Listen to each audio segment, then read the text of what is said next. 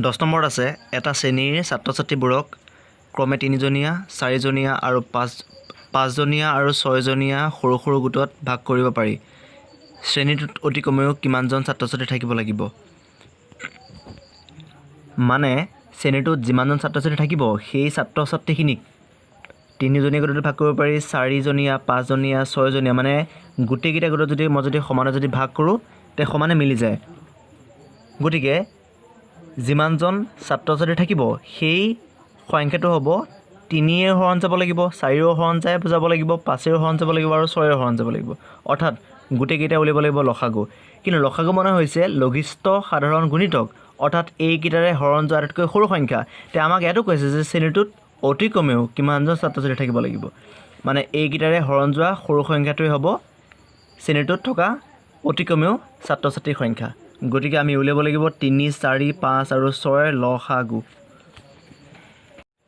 সেয়ে মই লিখিছোঁ 3 4 5 আৰু 6 লসাগুতে হ'ব শ্ৰেণীটোত অতি কমেও থকা ছাত্ৰ ছাত্ৰীৰ সংখ্যা গতিকে আমি উলিয়াব লাগিব 3 4 5 6 লসাগু 2ৰে 4 আৰু 6 হৰণ যায় তে 2 এক হৰণ নাযায় এক যাব দুবাৰ নাযায় এক হৰণ এক যাব তিনিবাৰ 2 এটা আছে আমি হৰণ নকৰোঁ গতিকে 3 দুটা আছে আমি 3 হৰণ কৰিম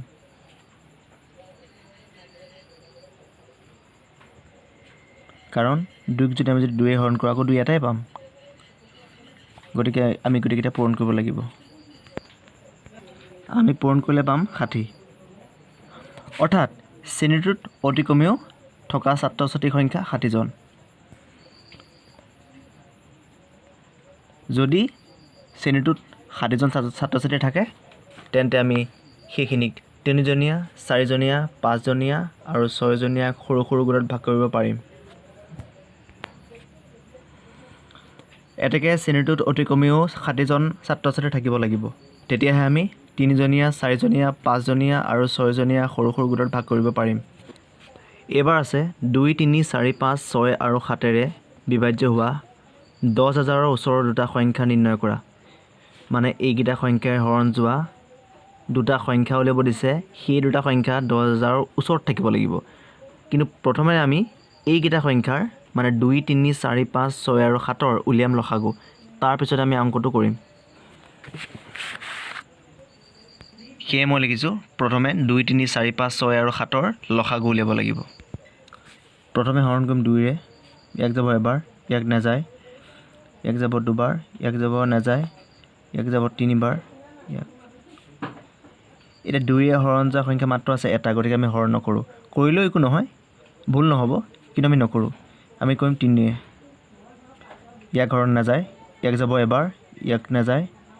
একো নাযায় এক যাব এবাৰ একো নাযায় এতিয়া আমি যিকোনো দুটা হৰণ যোৱা সংখ্যা নাই গতিকে আমি হৰণ নকৰোঁ গতিকে আমি গোটেইকেইটা পূৰণ কৰিব লাগিব আমি যদি এইকেইটা পূৰণ কৰোঁতে আমি পাম 420 এতিয়া এইকেইটাৰে 420ক হৰণ যায় কিন্তু আমাক উলিয়াব দিছে এইকেইটাৰে হৰণ যোৱা 10,000ৰ ওচৰৰ সংখ্যা গতিকে এইটোৱে আমি 10,000 হৰণ কৰিম কাৰণ এইটোৱে মানে 420ৰে যাক হৰণ যাব এইকেইটা সংখ্যাও তাকে হৰণ যাব কিন্তু আমাক উলিয়াব দিছে এইকেইটা সংখ্যাৰে হৰণ যোৱা 10,000ৰ ওচৰৰ দুটা সংখ্যা তে প্ৰথমে আমি 10,000ৰ ওচৰত এইটোৱে কাক হৰণ যায় চাব লাগিব গতিকে আমি এইটোৱে 10,000 হৰণ কৰিম আকৌ কৈছোঁ 420ৰে যাক হৰণ যাব 2 3 4 5 6 আৰু 7ৰো তাকে হৰণ যাব গতিকে আমি 420ৰে 10,000ক হৰণ কৰিম 420ৰে একক হৰণ নাযায় 10 হৰণ নাযায় 100কো নাযায় কিন্তু 1000ক যাব 420 লগত মই যদি 2 পূৰণ কৰোঁ তে আমি পাম 840 বাকী আছে 160 শূন্য নমাই আনিব লাগিব এতিয়া যাব 3বাৰ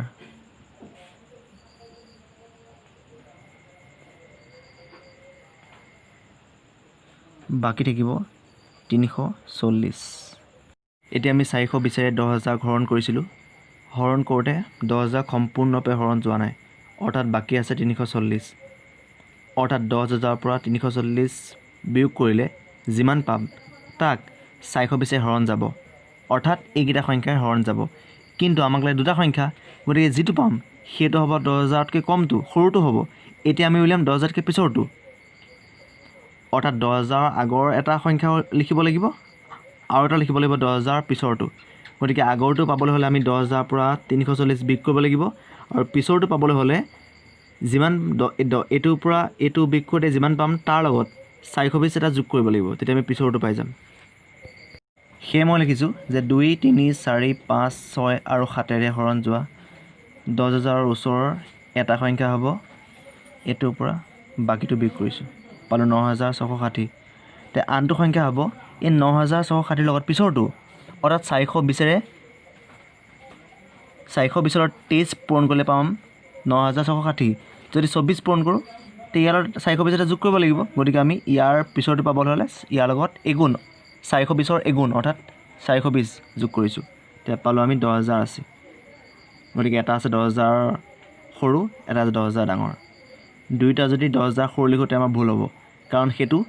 10,000 ওচৰত নাই এইটোহে 10,000 ওচৰত আছে আৰু এইটো 10,000 ওচৰত আছে গতিকে আমাৰ উত্তৰ হ'ব এই দুটা এতিয়া আছে 12 নম্বৰ তিনিটা ক্ৰমিক সংখ্যা ক্ৰমে 4 5 আৰু 6ৰে হৰণ কৰিলে ক্ৰমে 1 2 আৰু 3 বাকী ৰয় তেনেকুৱা আটাইতকৈ সৰু সংখ্যা তিনিটা উলিওৱা মানে আমাক তিনিটা সংখ্যা উলিয়াব দিছে এটাক 4ৰে হৰণ কৰিলে বাকী থাকে 1 আৰু এটা উলিয়াব দিছে সেইটোক 5ৰে হৰণ কৰিলে বাকী থাকিব 2 আৰু এটা আছে উলিয়াব দিছে 6ৰে হৰণ কৰিলে বাকী থাকিব 3 তে প্ৰথমে আমি এটা কাম কৰিম 4 5 6 এহে তিনিটাৰে হৰণ যোৱা সৰু সংখ্যাটো উলিয়াম যেহেতু আমাক আটাইতকৈ সৰু বুলি কৈছে গতিকে আমি হৰণ যোৱা সংখ্যা প্ৰথমতে উলিয়াই ল'ম মানে 4 5 6ৰে হৰণ যোৱা সংখ্যাকেইটা উলিয়াই ল'ম পিছত আমি 1 2 3 বাকী ৰোৱা সংখ্যা উলিয়াম গতিকে 4 5 6ৰে হৰণ যোৱা আটাইতকৈ সৰু সংখ্যাটো হ'ব সিহঁতৰ লসাগু এতিয়া 4 5 6 উলিয়াব লাগিব লসাগু সেয়ে মই লিখিছোঁ যে প্ৰথমে 4 5 আৰু 6ৰ লসাগু উলিয়াব লাগিব দুইটাকে 4 আৰু 6ক 2ৰে হৰণ যায় 2ৰে যাব দুবাৰ ইয়াক নাযায় ইয়াক যাব 3বাৰ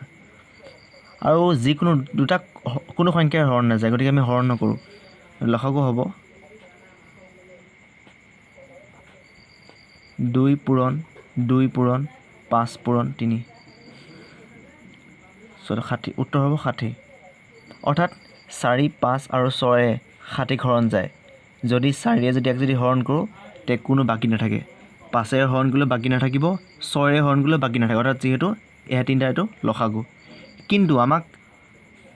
এইকেইটাৰে হৰণ কৰিলে বাকী নথকা উলিয়াব দিয়া নাই আমাক উলিয়াব দিছে 4ৰে যিটো সংখ্যা পাম তাক হৰণ কৰিলে বাকী থাকিব লাগিব 1 আকৌ 5ৰে এটা সংখ্যা হৰণ কৰিলে বাকী থাকিব লাগিব 2 আকৌ 6ৰে যদি হৰণ কৰোঁতে বাকী থাকিব লাগিব 3 সেয়ে মই লিখিছোঁ অৰ্থাৎ 4 5 আৰু 6ৰে সম্পূৰ্ণৰূপে হৰণ যোৱা সৰু সংখ্যাটো হ'ব 60 অৰ্থাৎ 4ৰে এক হৰণ কৰিলে বাকী নাথাকে 5ৰে হৰণ কৰিলেও কোনো বাকী নাথাকিব আৰু 6ৰে হৰণ কৰিলে কোনো বাকী নাথাকিব কিন্তু আমাক লাগে 4ৰে হৰণ কৰিলে 1 বাকী ৰোৱা অৰ্থাৎ আমি যদি 60 লগত 1 যোগ কৰি দিওঁ তে আমি পাই যাম 61 তে 4ৰে আমি যদি 61 হৰণ কৰোঁ তে বাকী থাকিব 1 বাকী থাকিব কাৰণ 4 15 গুণ 60 বাকী আছে 1 তেনেকৈ 5ৰে যদি হৰণ কৰোঁতে বাকী থাকিব লাগিব 2 গতিকে মই ইয়াৰ লগত 2 যোগ কৰিম 62 এই 62ক যদি মই 5ৰে হৰণ কৰোঁ তে 60 হৰণ যাব মানে বাকী থাকিব 2 আৰু 6ৰে হৰণ কৰিলে বাকী থাকিব লাগিব 3 অৰ্থাৎ 60 লগত মই 3 যোগ কৰিম গতিকে সংখ্যা তিনিটা হ'ব 61 62 আৰু 63